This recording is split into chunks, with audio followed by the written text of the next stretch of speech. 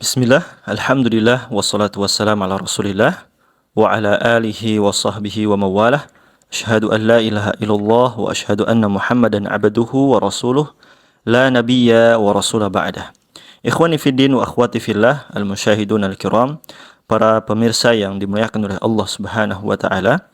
Alhamdulillah, pada kesempatan kali ini kita bisa berjumpa kembali di pembahasan kita terkait Madrasah Ramadan, dan di pertemuan kali ini atau di pertemuan yang kelima kita akan membahas tentang ganjaran yang akan diperoleh bagi orang yang berpuasa.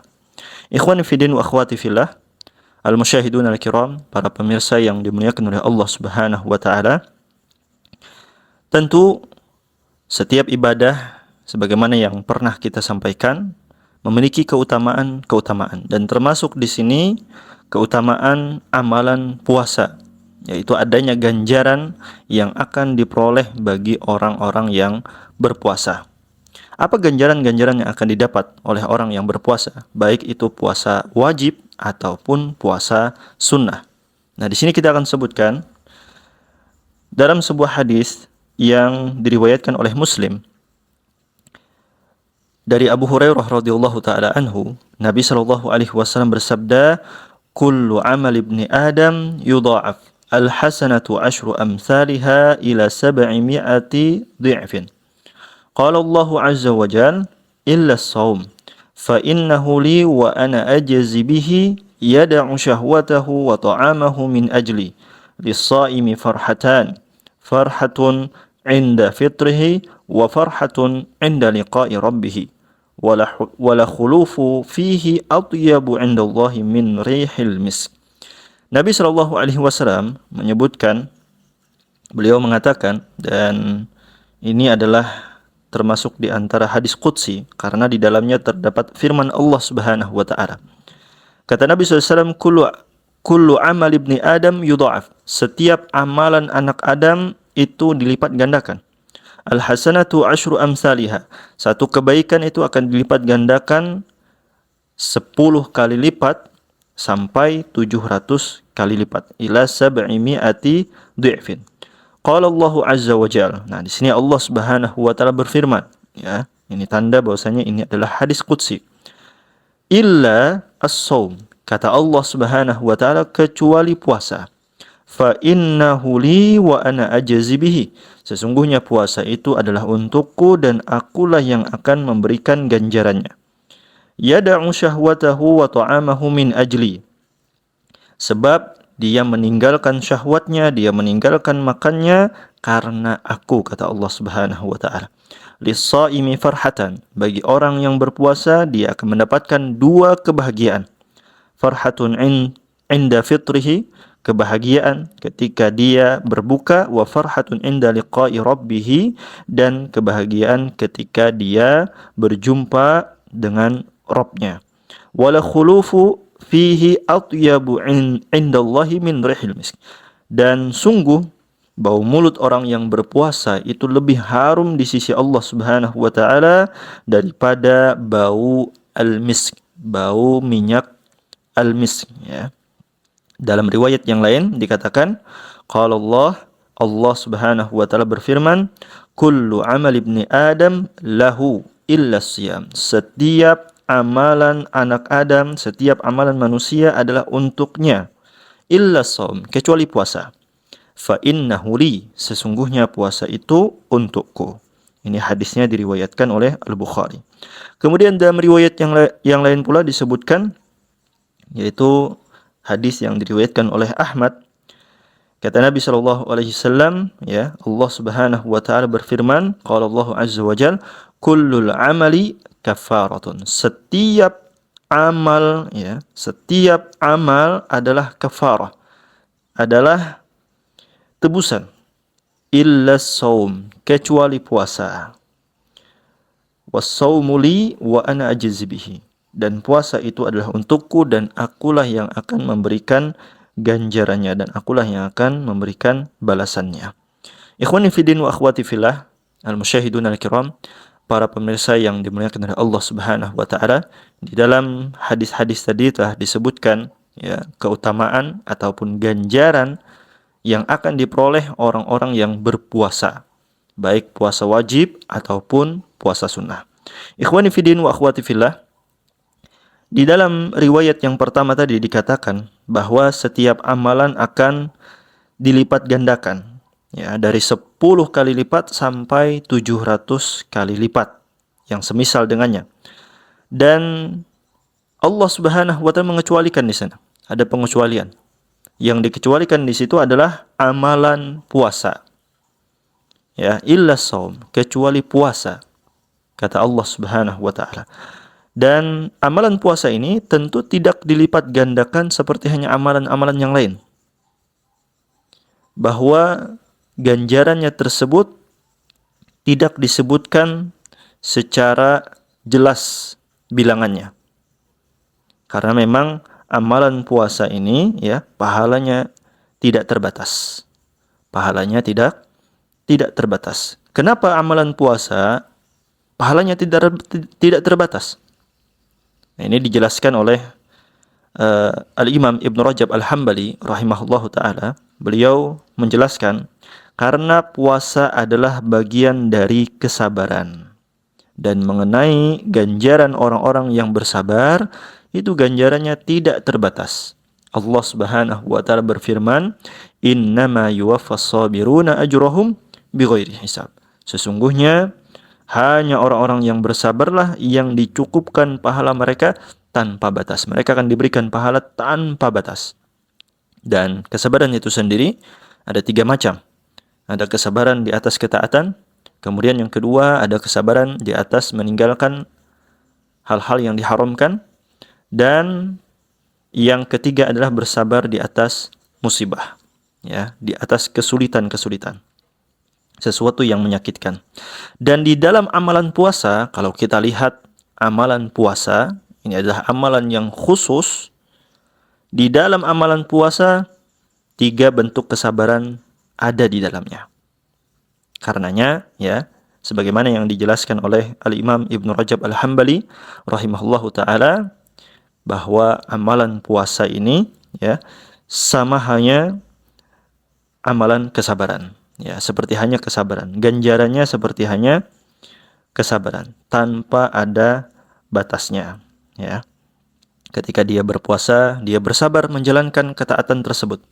Ketika dia berpuasa, dia bersabar untuk tidak melanggar batasan-batasan, tidak melanggar hal-hal yang diharamkan oleh Allah Subhanahu wa taala, makan, minum, kemudian syahwatnya dan semisalnya.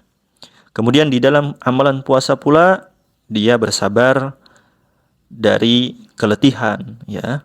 Bersabar dari kesulitan, lapar, dahaga, badan yang lemas dan lain sebagainya. Jadi terkumpul di sana 3 bentuk kesabaran, sehingga ganjaran pahala puasa ini tidak terbatas, ya, berbeda dengan amalan-amalan yang lainnya. Dan di dalam riwayat yang lain disebutkan bahwa Allah Subhanahu wa taala mengatakan, kullu amal ibni Adam lahu illa siyam fa innahu li.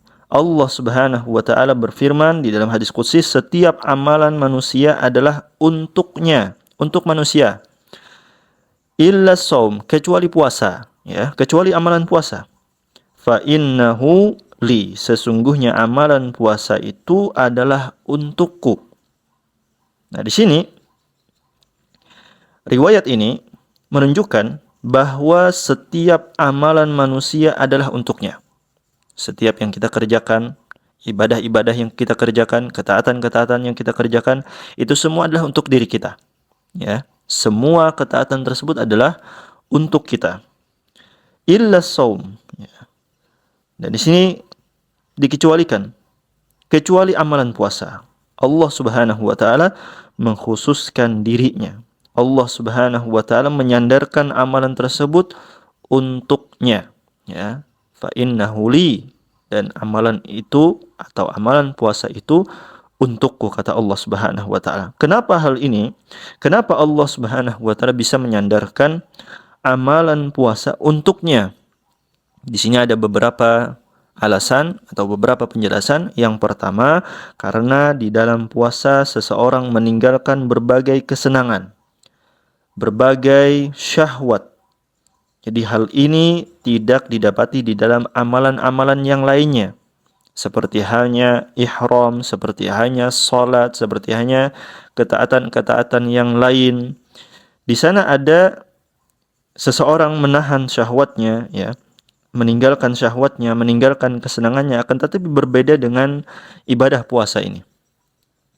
Berbeda dengan ibadah puasa ini. Makanya Allah Subhanahu wa taala menyebutkan di dalam Allah Subhanahu wa taala menyebutkan dalam hadis qudsi tadi, ya, yada'u syahwatahu wa ta'amahu min ajli, karena dia meninggalkan, sebab dia meninggalkan syahwatnya, dia meninggalkan makannya karena aku, karena Allah Subhanahu wa taala. Nah, ini alasan yang pertama. Jadi di dalam amalan puasa itu terdapat bentuk meninggalkan berbagai macam syahwat yang tidak kita jumpai pada amalan yang lainnya. Kemudian alasan yang kedua, kenapa Allah Subhanahu wa taala menyandarkan amalan puasa itu untuknya? Karena puasa ini adalah rahasia antara seorang hamba dengan Rabb-nya yang tidak ada orang lain yang mengetahuinya. Ya, ini adalah rahasia Allah Subhanahu wa taala. Dan amalan puasa ini pula berasal dari niat batin yang hanya Allah Subhanahu wa taala saja yang mengetahuinya. Jadi amalan puasa ini nggak ada orang yang tahu. Sehingga sulit sekali di dalam amalan puasa kemasukan riya. Riya di sini artinya ingin dilihat ataupun dipuji oleh manusia. Kita sholat masih bisa dilihat oleh orang lain. Ya. Sehingga terkadang sebagian manusia ada yang dia memperbaiki sholatnya karena manusia, karena riya masuk ke dalamnya. Berbeda dengan amalan puasa. Ya, amalan puasa ini murni datang dari niat batin yang hanya Allah Subhanahu wa taala mengetahuinya. Orang yang dia berpuasa, dia menahan syahwatnya, dia meninggalkan kesenangan-kesenangan karena Allah Subhanahu wa taala, jadi sulit sekali riya itu masuk ke dalam amalan puasa ini. Nah, ini alasannya. Kenapa Allah Subhanahu wa taala mengatakan fa innahu li, sesungguhnya puasa itu untukku, ya, disandarkan untuk Allah Subhanahu wa taala. Ikhwani fi din wa akhwati fillah, al-musyahidun al-kiram, para pemirsa yang dimuliakan oleh Allah Subhanahu wa taala. Kemudian di dalam riwayat yang lain dikatakan Allah Subhanahu wa taala berfirman, kullul amali kafarah, setiap amalan adalah sebagai kafarah, sebagai tebusan, illa shaum, kecuali puasa. Nah, di dalam hadis ini, ikhwani fiddin yang dirahmati oleh Allah Subhanahu wa taala, Sufyan bin Uyainah, beliau menjelaskan tentang hadis ini bahwa pada hari kiamat, kata beliau, bahwa pada hari kiamat nanti Allah Subhanahu wa taala akan menghisap hambanya. Setiap amalan akan menebus berbagai macam kezaliman-kezaliman yang pernah dilakukan oleh manusia. Ya, setiap kita yang pernah melakukan kezaliman-kezaliman, maka kezaliman tersebut akan dibayar dengan amal-amal kita, dengan pahala-pahala kita, akan diberikan pahala kita kepada orang yang pernah kita zalimi. Sehingga tidak tersisa satupun kecuali amalan puasa. Amalannya habis, dan yang tidak habis adalah amalan puasa, ya. Kenapa? Amalan puasa ini akan disimpan oleh Allah Subhanahu wa taala. Allah Subhanahu wa taala menyimpan amalan puasa, dan akhirnya Allah Subhanahu wa taala memberikannya kepada hambanya dan dimasukkan hamba tersebut ke dalam surga Allah Subhanahu wa taala. Jadi di sini amalan, ya, setiap amalan-amalan kita itu adalah dijadikan sebagai kafarah, sebagai tebusan. Selama kita melakukan kezaliman-kezaliman kepada orang lain, maka amalan-amalan kita akan diambil, akan dibayarkan kepada orang-orang yang kita zalimi. Kecuali amalan puasa. Ya, ini menunjukkan betapa agungnya amalan puasa itu. Kemudian ikhwani fidin wa akhwati fillah, al-musyahidun al-kiram, para pemirsa yang dimuliakan oleh Allah Subhanahu wa taala, di dalam riwayat tadi, di dalam hadis tadi disebutkan lis-shaimi farhatan. Bagi orang yang berpuasa, dia akan mendapatkan dua kebahagiaan. Farhatun inda fitrihi wa farhatun inda liqa'i rabbih. Yang pertama kebahagiaan ketika dia berbuka, dan yang kedua kebahagiaan ketika dia berjumpa dengan Rabb-Nya. Nah, kebahagiaan yang pertama tadi adalah kebahagiaan ketika seseorang berbuka puasa. Ketika dia berbuka, jiwa begitu ingin mendapatkan hiburan ya dari hal-hal yang dia rasakan tidak menyenangkan ketika berpuasa. Maksudnya jiwa sangat bahagia saat dia berjumpa makanan, berjumpa minuman, dan dihalalkan kembali untuk berhubungan badan, ya, menggauli istrinya. Dan jika seseorang dilarang dari berbagai macam syahwat ketika berpuasa, dia akan merasa senang jika hal tersebut dihalalkan kembali. Setelah seseorang diharamkan, tidak boleh makan, tidak boleh minum, tidak boleh berjimak, setelah dia berbuka puasa, maka semua ini menjadi halal kembali. Sehingga seorang muslim yang berpuasa, dia bergembira, dia merasakan kebahagiaan ya, setelah yang sebelumnya diharamkan menjadi dihalalkan kembali. Nah, ini kebahagiaan ketika berbuka. Kemudian wa farhatun inda liqa'i rabbih.